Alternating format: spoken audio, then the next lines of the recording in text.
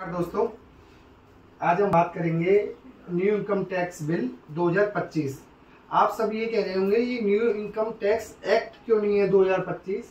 उसका main reason ये है, पहले तो हम ये समझते हैं ये बिल लाया क्यों जा रहा है। आपको पता है अभी जो करंट में जो बिल काम कर रहा है, न्यू अपना जो ओल्ड इनकम टैक्स एक्ट है 1961 वो काम कर रहा है, उसको हम चेंज कर रहे हैं न्यू इनकम टैक्स बिल 2025 से। अब ये समझो ये जो बिल है अपना इनकम टैक्स से ओल्ड वाला, ये डायरेक्ट टैक्स है अपना, और इसकी जगह हम लेके आ रहे हैं अपना न्यू इनकम टैक्स बिल 2025। अब ये समझो ये क्या हुआ, जब बजट था अपना ये करंट ईयर वाला 13 फरवरी 2025 को, उस टाइम पे जो अपने फाइनेंस मिनिस्टर थे उन्होंने लोकसभा में प्रेजेंट किया 13 फरवरी 2025 को, जो इसकी नींव रखी गई 13 फरवरी 2025 को।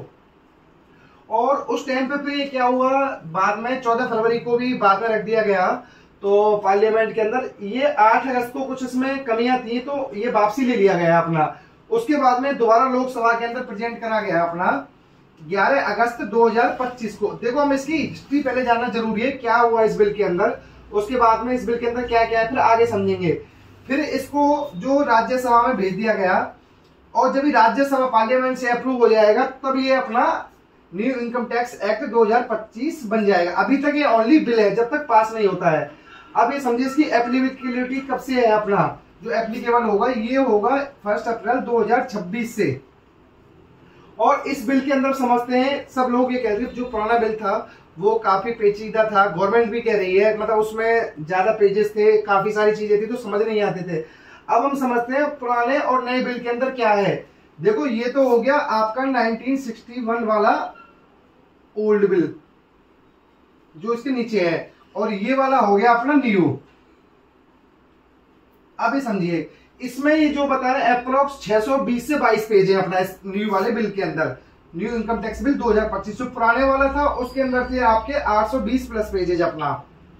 इसके अंदर जो चैप्टर है अपना, चैप्टर है इसके अंदर 23 और पुराने वाले में थे अपना 47। तो ये समझिए मोटा मोटा आधे से भी कम रह गए अपना।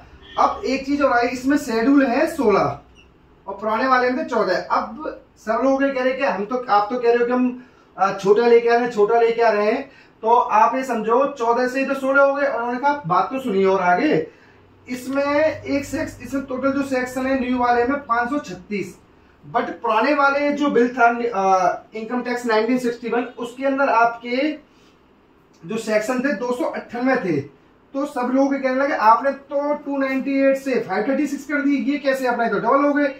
तो गवर्नमेंट ने एक्सप्लेनेशन दी, भाई पहले सेक्शन मान लो 102 है तो 102 के अंदर हम हर साल अमेंड करते थे 102A सब सेक्शन बी, फिर अपना क्लॉज भी आते थे साथ में, ऐसे करते करते 819 सेक्शन थे अपना ये वाले। तो उसके बाद में अगर आप इन सबको मिला के देखोगे 819 20 सेक्शन थे, अब हमने 536 कर दिए हैं, तो इसलिए छोटा हो गया। और एक इसकी लैंग्वेज बहुत कम करी है। दूसरा आप आइए टैक्स ईयर, सबसे मोस्ट इंपोर्टेंट। अभी तक करंट जो पुराना वाला बिल है 1961 का, उसके अंदर दो चीज है, असेसमेंट ईयर और प्रीवियस ईयर। सबसे ज्यादा कंफ्यूजन होता है, आप और हम तो समझ जाते हैं अपना जो जिन लोगों का काम है, बट जो असेसी रहते हैं उनको परेशानी आती है। प्रीवियस ईयर जिसके लिए हम कैलकुलेशन करते हैं इनकम टैक्स की, और असेसमेंट ईयर जिस ईयर में रिटर्न भरी जाती है अपना।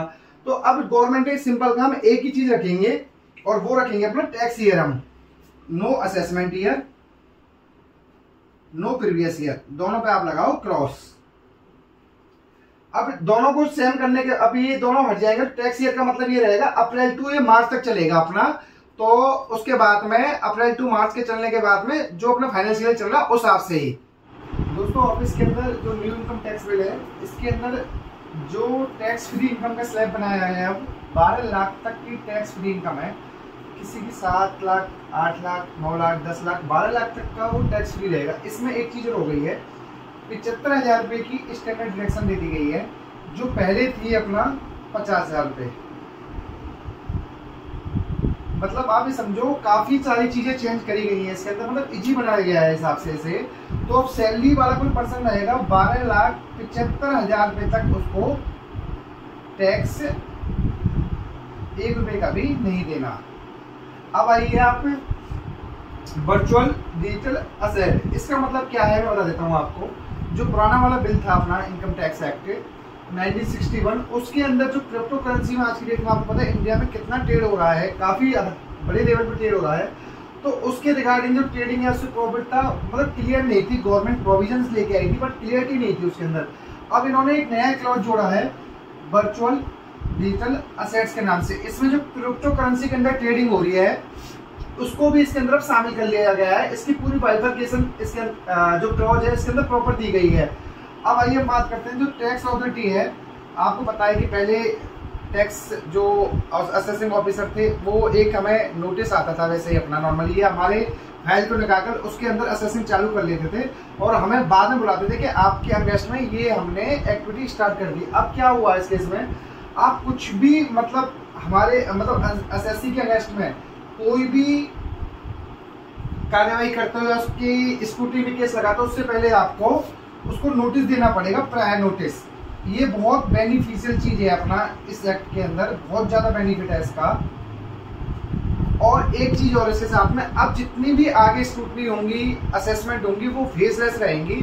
मतलब अब एसएससी को या सीए को बार बार नहीं जाना पड़ेगा टैक्स अथॉरिटी के पास में कागज लेकर, ये देखिए हम ये प्रूफ लेके आए हैं, फेसलेस रहेगी, वहीं पर सारी ट्रांजेक्शन क्लियर हो जाएंगी।